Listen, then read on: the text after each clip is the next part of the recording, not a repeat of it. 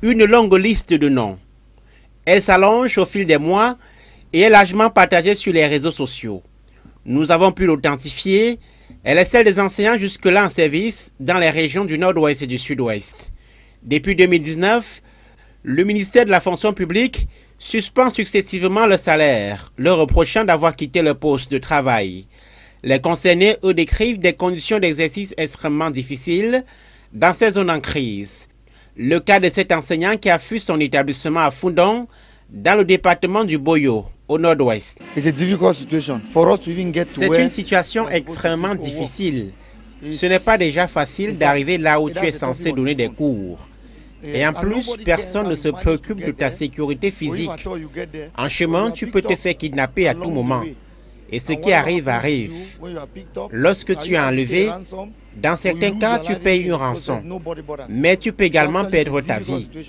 Donc, les enseignants dans le Nord-Ouest sont vraiment en zone de grave insécurité.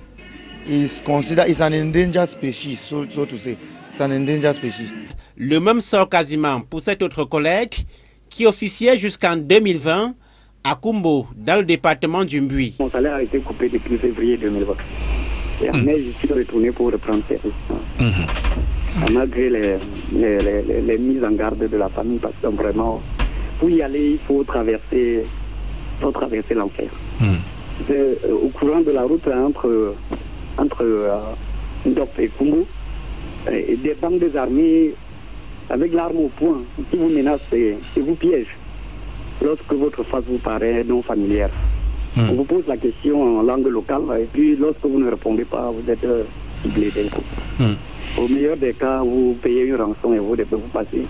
Mais parfois, vous êtes obligé de participer à leur horreur ou bien vous êtes tout simplement kidnappé.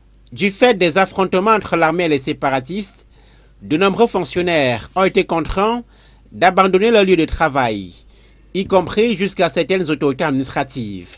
Chez les enseignants, plus de 1000 ont vu leur salaire suspendu pour absentéisme.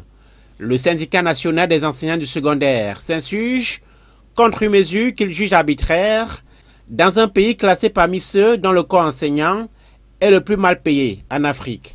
C'est purement et simplement méchant. On a comme l'impression que l'État s'est trompé d'analyse dans la situation dans les régions du nord-ouest et du sud-ouest. C'est méchant parce que ce ne sont que les fonctionnaires enseignants qui sont victimes. C'est méchant parce que ceux qui devaient même prêcher par l'exemple, c'est-à-dire que l'autorité administrative, préfet, sous-préfet, ont fui ces régions-là pour se réfugier, quitte à Douala, Yaoundé, certains pour les plus téméraires à Upstation. Tranquillement, ça n'émeut pas le ministre de l'administration territoriale, mais le ministre d'enseignement secondaire voit le comportement des enseignants comme un acte impardonnable. Moi, je crois que c'est méchant.